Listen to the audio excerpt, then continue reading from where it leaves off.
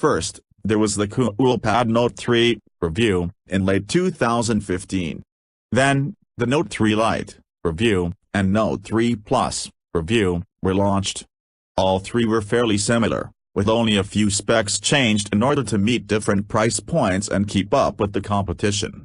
Now, however, Coolpad has decided to resuscitate this product line and launch the Coolpad Note 3S, which is quite significantly different, but aims to capture the same market.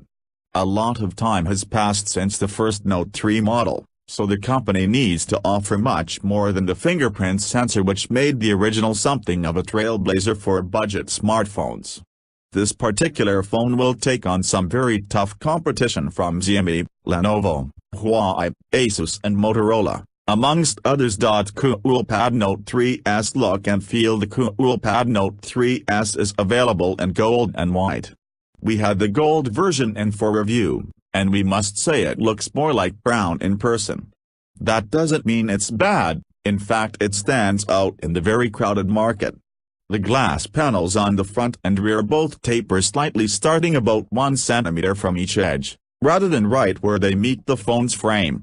There are reflections no matter which angle you look at this phone from, which make this phone look like it's bulging outwards when it actually isn't.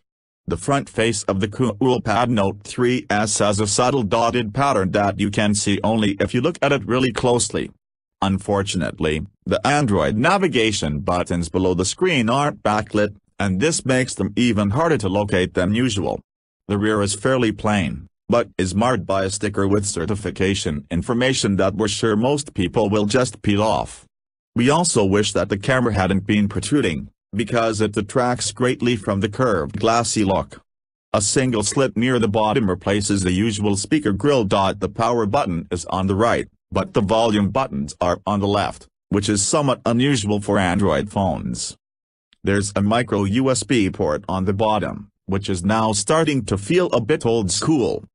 There's a 3.5mm audio socket on top, and a hybrid SIM tray which will take either 2 nano SIMs or 1 nano SIM and 1 microSD card.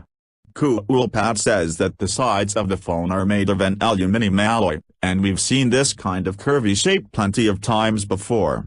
The phone fits nicely in a palm, but one-handed use is a bit tricky and unsure because the glass rear makes it a bit difficult to maintain a solid grip.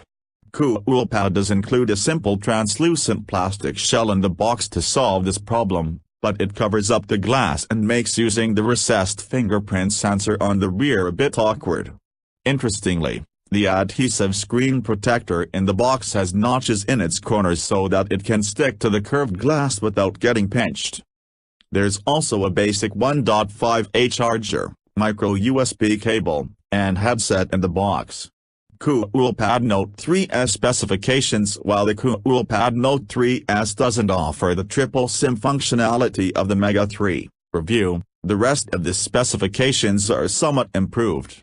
To start with, there's a Qualcomm Snapdragon 415 SAC which has 8 cores running at 1.36 GHz.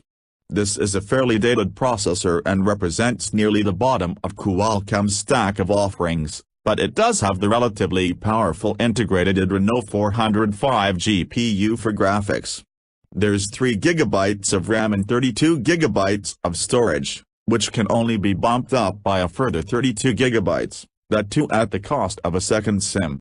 The screen measures 5.5 inches and has a resolution of 720 by 1280, just like the Coolpad Mega 3. We've seen a few models with Full HD screens at this price, including Coolpad's own Note 3 Plus, which launched in the middle of last year, priced at Rs.